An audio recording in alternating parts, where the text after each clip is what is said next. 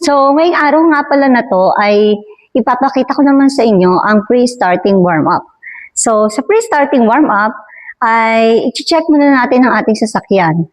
First thing is, titingnan muna natin ang ating sasakyan lalo na sa ilalim. Baka naman dito sa ilalim ay merong mga nakahigang ating alagang aso or pusa. Then, dito din sa ating tires, baka may mga nakasangat na bato or else na mga pwedeng makabara sa ating pagbiyahe. Then, next, yan, check din natin around our car kung meron bang mga basag or meron ng sa ating mga lights. Yan, lilibutin lang natin siya. Check natin ang ating mga side mirror kung okay ba. And, ang pinaka-importante ay dito sa harapan ng ating car. Yan. Ang ating battery, kung naka-tighten ba siya. Siyempre, yan. Kung meron din tayong may sapat na karga ang ating battery. At ang ating water. Kung meron ba siyang karga or meron pa tayong water. Yan. Then, proceed na tayo dito sa loob ng ating car. Yan. Yan. Yan. So, dito sa ating car, i-check lang natin yan. Tayo muna ay yan. Kung tama ba ang ating pwesto ng pagkakaupo.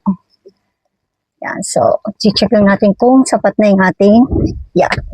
I-adjust naman natin kung hindi pa tayo sapat dito sa ating pagkakaupo or kung nahihirapan tayo, ay pwede pa rin tayo mag-adjust. Yan. Full and lang. Then, nandito na sa ilalim natin ang mga clutch pedal and brake pedal.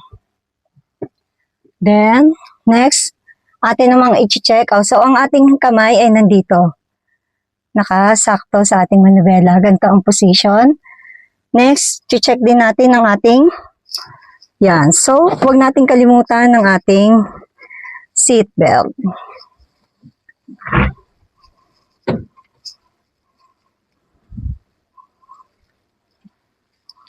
Yan. So, lalagay na natin siya. Yan. Yan. Okay na ang ating seat belt.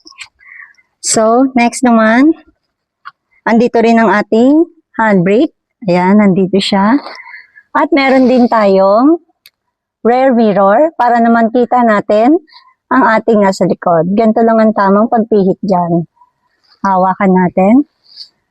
Then, nandito rin ang ating mga yan, warning signal device. Okay. At nandito rin ang ating cooler, syempre, pag mainit sa biyahe.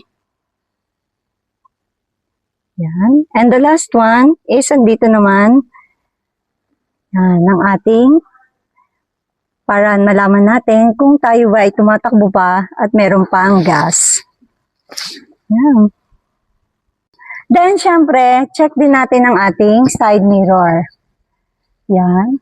Para naman, yan, kung saan tayo pupunta, para makita naman natin kung meron tayong matatamaan or meron tayong kasalubong or sa ating gilid. Yan. Side mirror. Okay? That is the pre-starting warm-up. Thank you.